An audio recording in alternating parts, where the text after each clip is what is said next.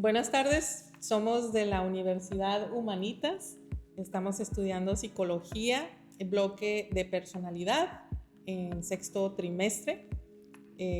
Nos acompañan hoy Susana Calete, Neila Ávila, Diego Calderón, Alondra Rubio, Andrés Díaz y su servidora Marina Mora. Vamos a entrevistar hoy a un psicólogo, su nombre es Ricardo Covarrubias. Él es un psicólogo clínico egresado de la Universidad Autónoma de Baja California con enfoque sistémico familiar, especializado en método de intervención sistémico y transpersonal, entrenamiento en intervención de crisis y abordaje del abuso sexual, facilitador de talleres de crecimiento personal y sexualidad humana. Él atiende adolescentes, adultos y parejas. Y también es fundador de Psicología para el Ser. Bueno, pues muchas gracias. Bienvenidos a su espacio y pues estoy listo o estamos listos para arrancar con las preguntas que tengan y pues espero que podamos resolver todas. ¿Ok? Hola, buenas noches. Comenzando esta serie de preguntas, quisiéramos saber en qué consiste su enfoque. El enfoque sistémico familiar, a grandes rasgos, todos venimos de un sistema familiar, todos tenemos una familia. Entonces, ¿qué trabaja este enfoque? Es ver muchas veces cuál es el síntoma para identificar el problema, ¿no? Entonces, así como, no sé si muchas veces hemos visto imágenes o memes de que si el papá fue doctor, el hijo es doctor, el nieto es doctor, y así pasa. Entonces, así pasa también con la violencia, así pasa con el abuso, así pasa con las adicciones. Entonces, lo que buscamos con este enfoque es identificar dónde está el problema para cortar también con ese sistema de creencias o ese sistema de pensamiento, de emociones también. Entonces, a grandes rasgos, es enfocarnos en el problema, en el foco de atención, así que nos da el paciente y no tanto, a lo mejor irnos no tanto hacia el pasado. Si bien sí buscamos como las generaciones, pero no es irnos a la niñez como tal, a ver qué pasó a nivel profundo, ¿sabes? Es lo que a veces hay otros enfoques que lo trabajan desde esa perspectiva, ¿no? Como el psicoanálisis, por ejemplo, pero desde este enfoque es más bien enfocarnos en el problema como tal y darle una solución en el aquí y en el ahora. Okay. Y con esto, ¿cuál sería la diferencia entre su enfoque y los demás enfoques que existen? Pues muchas veces tiene que ver la cuestión del tiempo, la duración. Hay otros enfoques que si bien puede llevarse hasta años en un proceso, este enfoque sí trata de que sea más rápido, o sea, enfocarnos en el problema como tal y tratar de darle solución. ¿Qué me he topado yo? Yo tengo pacientes, sí, o procesos de años, pero es porque va saliendo otro problema y luego ya se soluciona uno y va saliendo el otro, y así pasa, ¿no? Como cualquier proceso. Entonces, no te puedo decir si este es mejor que otros, para nada. Yo creo que desde cualquier enfoque se puede trabajar cualquier situación.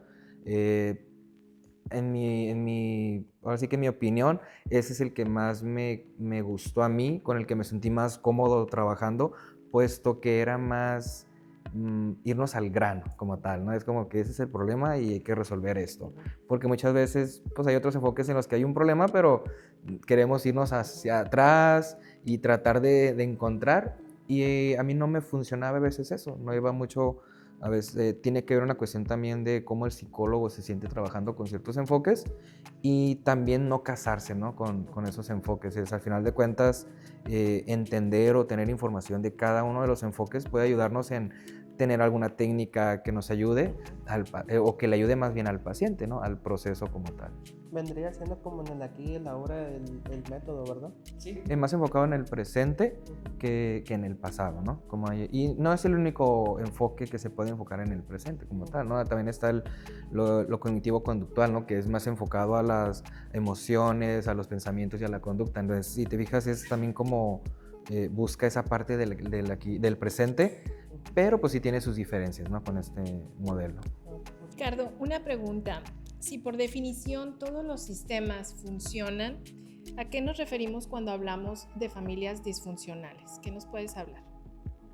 Mira, desde este enfoque existe un fundamento que es la homeostasis. Que la homeostasis es buscar el equilibrio, ¿no? Hasta nuestro cuerpo a veces lo busca, ¿no? Es buscar el equilibrio para estar mejor. En el sistema familiar a veces se llega a la disfuncionalidad, pero es porque el mismo sistema requiere eso. Busca esa homeostasis para funcionar. Ahora sí que aquí valga la redundancia, ¿no? ¿Cómo un sistema va a funcionar con la disfuncionalidad? Pues sí funciona. ¿Por qué? Porque hasta cierto punto es lo que a todos les sirve para poder avanzar. ¿Qué va a ocurrir? Que en algún momento a un integrante eso ya no le va a beneficiar, o ya va a empezar como a sentirse extraño o raro o inconforme, y es donde empieza a ver el problema, ¿no? Entonces a resaltar el problema de la disfuncionalidad familiar, ¿no? Entonces, como tal, yo no lo veo como un problema, simplemente es parte del sistema familiar que en su momento es lo que necesitó para sobrevivir, ¿vale? Pero en algún momento puede no servir para algún integrante. Y bueno, mi primera pregunta para usted es, ¿cuáles son las técnicas que más se utilizan en su enfoque? Técnicas, ok. Técnicas como tal del enfoque sistémico, yo la que más utilizo es la pregunta milagro.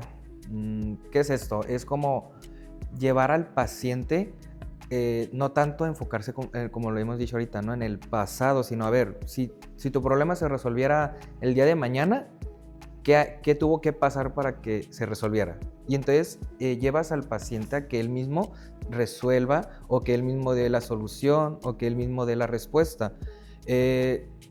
Técnicas así como otro tipo de técnicas, pues no necesariamente se utilizan, ¿vale? Eso va a depender de cada proceso, y yo en lo personal, si es como hay alguna técnica de lo cognitivo-conductual que nos puede ayudar, lo utilizo. Y pues está esta técnica más de la Gestalt o del humanismo, pues la utilizamos, ¿no? Entonces, al final de cuentas, sí, la que más utilizo referente a este enfoque, sí sería la pregunta milagro, que sería llevar nada más al paciente a que él mismo dé la respuesta a su problema, ¿no?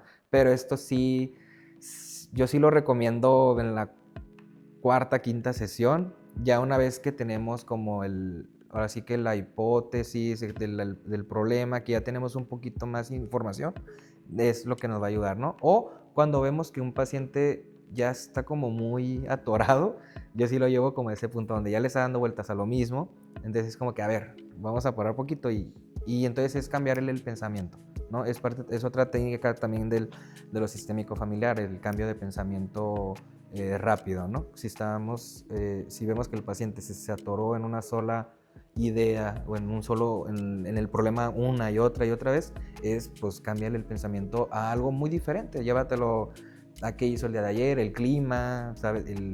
Alguna fiesta o la semana pasada que hiciste, y eso también es pues se puede usar como técnica, ¿no? Otra de las técnicas que utilizo y que me ha funcionado, pues también el silencio. Muchas veces es también el aprender a escuchar, ¿vale? Entonces, en los diplomados que he tomado, nos han enseñado muchas veces la técnica de la comunicación con amor. Entonces, ¿qué es esto? No es como, te voy a escuchar y voy a estar feliz y te voy a decir, muy bien, y no, para nada. Es simple. El escuchar con amor es precisamente quedarme callado y escuchar a la otra persona qué es lo que necesita, ¿vale? Entonces es parte de las técnicas que utilizo, pues también está el escucha activa o el escucha con amor, ¿no? Que es una técnica más también sistémico familiar. Dentro de tu experiencia, dentro de un sistema familiar, volviendo a mi pregunta de las familias disfuncionales, ¿qué función puedes decir que cumple cuando uno de los miembros de la familia desarrolla algún tipo de adicción? ¿Qué función? Ok, es como el chivo expiatorio, ¿sabes? Uno de los fundamentos es el foco de atención o el síntoma del problema, ¿sabes? Cuando viene un paciente con una adicción, muchas veces él no es el problema. Él nomás es como está reflejando el problema de afuera. O sea, es como el COVID. ¿Cómo nos dimos cuenta que teníamos COVID? Bueno, perdíamos el sabor, el olfato, a lo mejor la temperatura, a lo mejor que el dolor en el pecho, pero por sí solos, aislados, era como, pues simplemente es una temperatura, un resfriado, o pues es un dolor en el pecho, pues a lo mejor algo ahí, taquicardia, ¿no? Pero en conjunto entendemos que era el COVID, ¿no?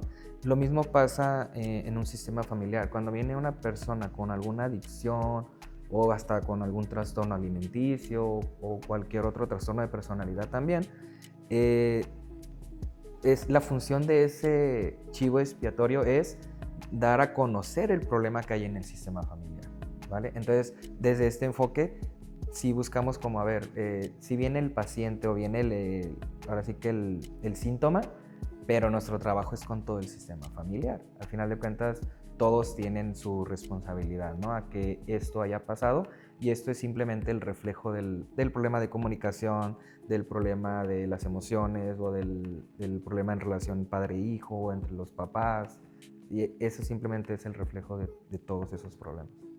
Gracias. ¿Qué estrategias utiliza o implementa cuando un integrante de la familia se resiste a este proceso terapéutico? Uy, a ver si no me balconean aquí. Pero, miren, yo cuando salí de la universidad, pues obviamente todos traemos con un conocimiento, ¿no? Pero yo sí me fui topando con una realidad. O sea, hay cosas que a veces, pues sí, o sea, aprendemos y están bien, pero ya en la práctica es muy diferente, ¿no? No es como cuando uno está ahí enseñando con el compañero la entrevista, o tú eres el paciente y yo soy el psicólogo, y es como, sí, pero ya en la vida real cambia todo. Entonces, yo a través de toda mi experiencia, lo que he aprendido es que si hay resistencia al proceso, es como, pues no estás listo para el proceso. Y esto no es por obligación, esto no es de a fuerza, esto es de yo quiero hacer un cambio, entonces yo voy y busco el proceso terapéutico, ¿vale? Muchas veces por eso cuando viene la mamá que me trae al niño de 20 años o al niño de 25, es como que pues, no lo voy a atender porque mi trabajo no es convencer a ese niño de 25 años a que tome terapia, es como pues ya tiene que tomar la iniciativa, ¿no? Cuando son adolescentes o son niños, pues es diferente, ¿vale? Ahí ya es, pues ahora sí que el tutor, ¿no? O la parte responsable son los padres. Ahí sí, pues es trabajar con esa parte. Ahora, la resistencia en un proceso desde otro punto de vista me ha tocado que llevo ya 3 meses o 4 meses y llegamos a lo mejor a temas ya delicados y es donde el paciente empieza como que, ya no quiero. Entonces, ¿qué pasa? Muchas veces dejan de venir, muchas veces ya no agendan. Entonces, mi trabajo como tal no es obligarlo a venir, pero sí es como, es parte del proceso eso. A veces el faltar un mes, yo les digo, es que me dicen, ya me dio vergüenza. Yo, pues no te preocupes, o sea, es parte de, si tú ocupas ese mes para no venir y por algo te diste cuenta y por algo estás regresando, entonces es parte del proceso del paciente y es la única manera de trabajar una resistencia es dejar al paciente también que viva esa resistencia, no obligarlo ni tampoco condicionarlo a, no, es que si no vienes ya no va a servir de nada lo que hemos hecho, no, o sea, al final de cuentas, si el paciente ya lleva tiempo trabajando, ya eso no hay vuelta atrás, ya no es como, voy a regresar a lo mismo. No, nadie regresa a lo mismo una vez que has iniciado un proceso y que ya has trabajado algo. Entonces, es simplemente una etapa nueva y es no presionar al paciente con sus resistencias. Al final, te digo, depende cómo miremos la resistencia, ¿no? Ya si lo vemos en un punto, en una sesión terapéutica, pues están los mecanismos de defensa, ¿no? Que la negación, que está la resistencia, también está el estarlo camuflajeando las cosas. Entonces, pues ahí hay técnicas de la típica, ¿no? Lo digo a Pedro para que le pegue a Juan, ¿sabes? Le doy, mira, pues a mí me tocó un paciente que es esto, y ya es como le bajo un mecanismo de defensa. Entonces hay otras técnicas que se pueden utilizar y siempre a veces hablando con ejemplos, en una historia, recomendándole un libro. Es como que le voy a recomendar este libro, pero eso también es parte del psicólogo. Yo siempre les recomiendo, es como lean todo, o sea, así sea una historieta, así sea un cómic, que no tenga nada que ver con lo científico o con la psicología, porque nunca vamos a saber cuándo lo vamos a necesitar. A lo mejor un día nos va a tocar un paciente y te recomiendo este libro, ¿no? Entonces, leer de todo es fundamental, porque a mí sí me ha funcionado en que veo que ya está, hay mucha resistencia del paciente, es como que ya está el mecanismo a todo lo que da. Entonces mejor me pongo a veces a jugar terapia de juego, y es como también podemos bajar esos mecanismos. Ahora, es muy diferente decir, voy a usar el juego en todas las sesiones. No, por eso les decía, es que depende del proceso. No es como tal, voy a entrar a consulta y voy a hacer esta técnica, o hoy voy a hacer esta actividad. No, porque muchas veces el paciente te da la pauta de qué es lo que va a necesitar y qué es lo que no requiere. Y me ha tocado que muchas veces me decían los pacientes, pero ¿por qué conmigo no juegas? Y yo, pues es que tú no lo necesitas, tú sí hablas. O sea, tú sí, contigo no tengo problema, porque tú me dices y estás platicando y tú mismo resuelves. Y el juego a veces es con pacientes que no me hablan o que no me dicen nada, y es como que, ok. Entonces uso esas técnicas para bajar esas resistencias a afrontar un problema. Me gustaría preguntarle, ¿cuáles son los motivos de consulta más comunes en los que se presentan actualmente las familias? Las familias, ok. Hubo un parteaguas después de la pandemia y antes, ¿vale? Antes los problemas estaban más relacionados con la conducta, con problemas escolares, sobre todo con los adolescentes. Eran pues, problemas también de pareja, ¿vale? Que tienen que ver más que nada con falta de tiempo, de calidad. Era lo que me tocaba ver mucho, ¿no? Ansiedad sí, la depresión como tal, sí, duelos. Pero después de la pandemia, muchos creerán que es como, ¿hubo más duelos? No, para mí no, porque, al menos en mi consulta no. Y eso que había muertes, ¿no? Pero el problema que más resurgió era la convivencia, porque era el estar ya encerrados 24/7 en el confinamiento, y eso detonó todos los problemas de a veces no poder convivir o no tener la comunicación con mi hijo, con mi pareja, los problemas de pareja, sobre todo en la cuestión sexual, era lo que más me tocó atender, porque pues no tenían el espacio, el tiempo, y aparte, pues ya también como pareja se empezó a ver el desgaste, que no fue de un año, sino el desgaste de hace 7, 8 años, que empezó con un problema y apenas después se fue evidenciando, ¿no? Entonces, sí, los problemas emocionales, sobre todo, y con lo que son adolescentes, mucha depresión. O sea, fue lo que más me tocó ver por la cuestión social, o sea, la cuestión del interactuar. Obviamente, nosotros como seres humanos somos seres comunicativos, no podemos estar no en comunicación, ¿no? Entonces, el hecho de no estar en contacto con otro ser humano o con otro adolescente, por ejemplo, entre ellos, pues era difícil, ¿no? Estar en esa situación, y sí hubo mucha cuestión de emocional, ¿no? Sobre todo los bajones, ahí, estados anímicos, pues más apegados o más tirándole a la depresión, ¿no? Era lo que me tocó. Y la ansiedad en los adultos.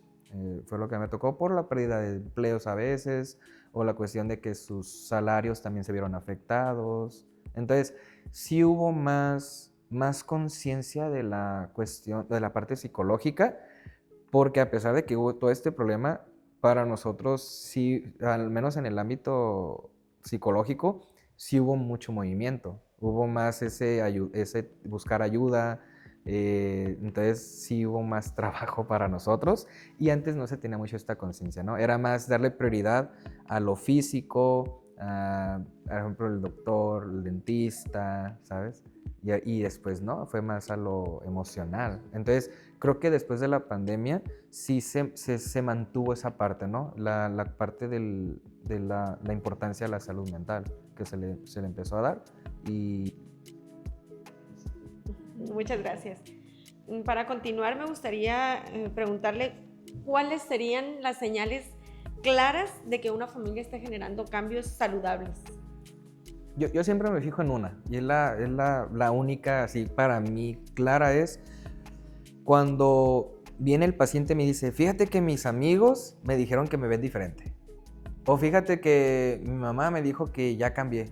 Entonces, cuando alguien externo te empieza a señalar o a hacer ver que algo estás haciendo, es donde yo digo, ok, ahí ya está viendo los cambios, ya está empezando a tener sus frutos el proceso de terapia, ¿no? Porque ya los cambios son visibles, no solo para el paciente, sino para su entorno. Porque si hay un punto en el proceso en el que el paciente se siente diferente, dices, ya me sentí mejor con esto, pero caí mal, puse mis límites y me dijo mi mamá que como que no los acepta, ¿sabes?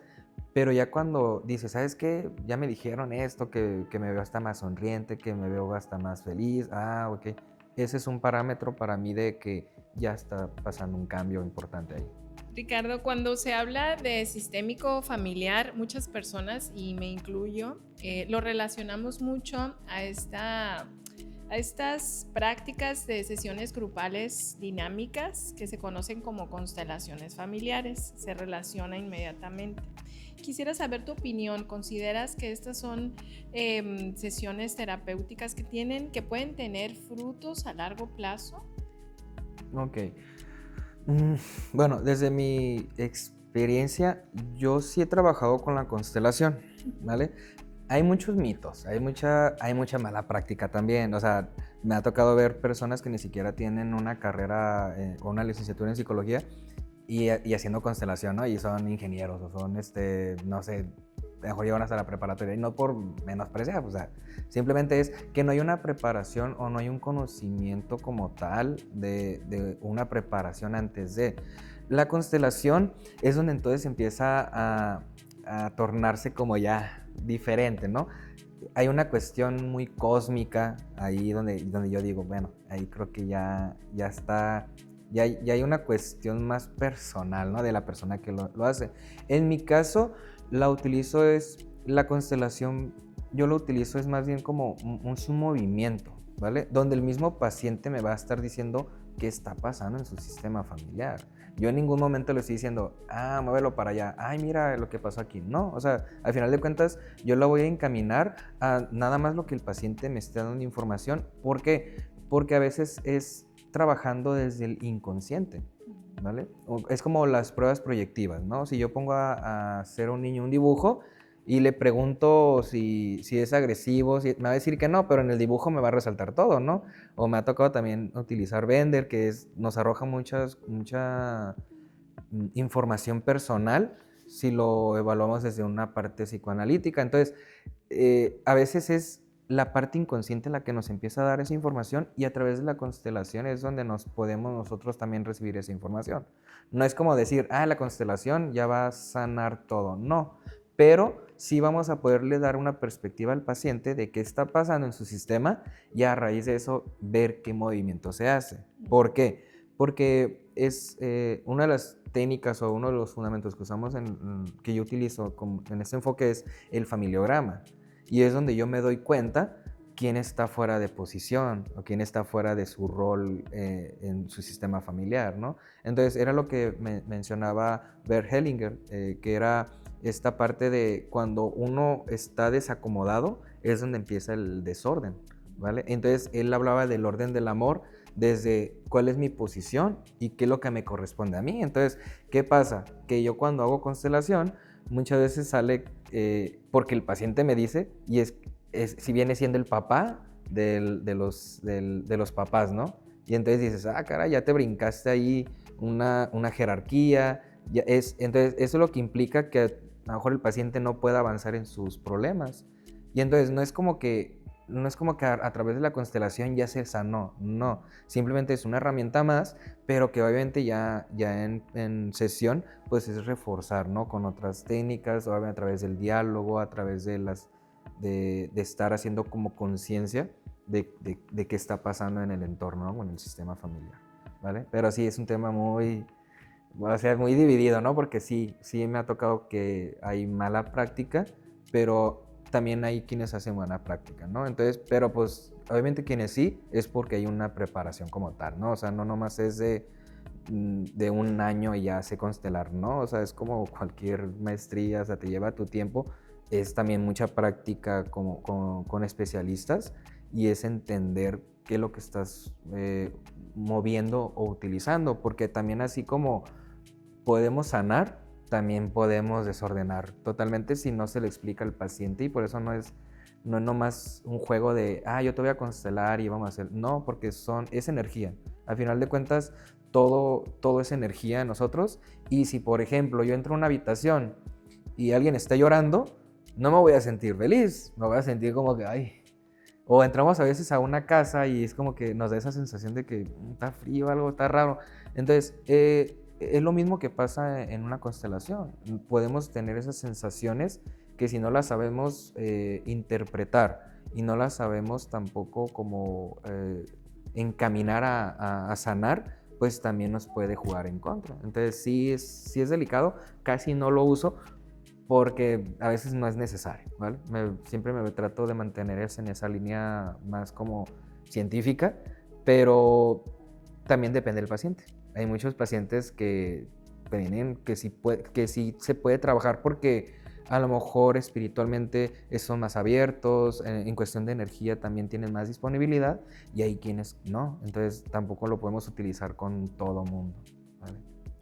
Y Ricardo, continuando en ese sentido de los mitos, hablando ahorita sobre las constelaciones, ¿algún otro mito sobre la terapia familiar que te gustaría aclarar? El hecho de que, ya mencionaste durante la entrevista que son adicciones, situaciones de pareja, convivencia, pero dentro de todas esas dinámicas o sistemas, hablando del sistema familiar que se presentan, ¿hay algunos mitos que nos quieras compartir y que queden aclarados respecto a la manera en cómo se lleva a cabo esos procesos? Mira, así como mitos enfocados nada más a este enfoque, no, pero sí me ha tocado ver que, como todo, ¿no?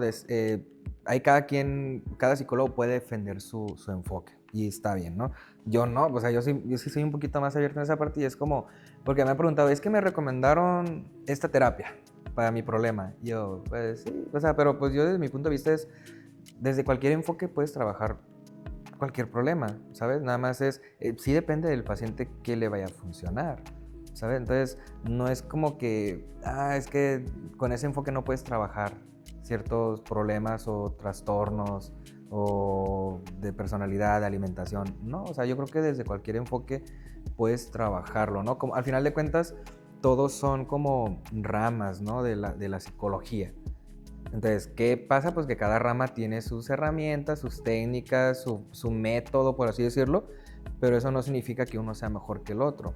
Yo desde mi perspectiva yo cuando estaba en la universidad, pues era lo más actualizado, ¿sabes? Era como, pues es que es el problema y hay que atenderlo, y es un sistema, y como cualquier sistema tiene sus partes, ¿no? Y una parte afecta a todo. Entonces, fue el que más me convenció a mí, porque miré a otros que decían, no, yo el psicoanálisis, pero pues yo el psicoanálisis, por ejemplo, yo no puedo con eso. Y no porque no quiera, simplemente no se me da, y tampoco me voy a obligar tengo que trabajar con el psicoanálisis. No, así como ellos a lo mejor pueden ver el enfoque sistémico como, no, es que o sea, eso ya va a depender del terapeuta, pero yo creo que desde cualquier enfoque, si se tiene la apertura, es como se puede trabajar cualquier problema. Simplemente es entender que la persona, el paciente que está enfrente, es un ser humano.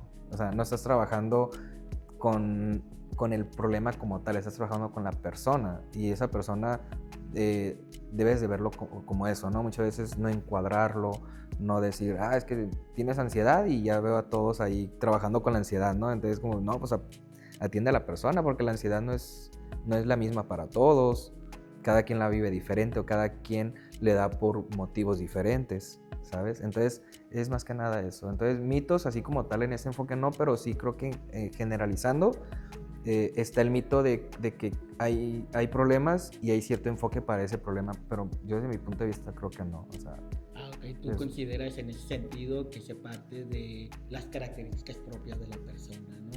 Sí. Como mencionabas hace rato, ¿no?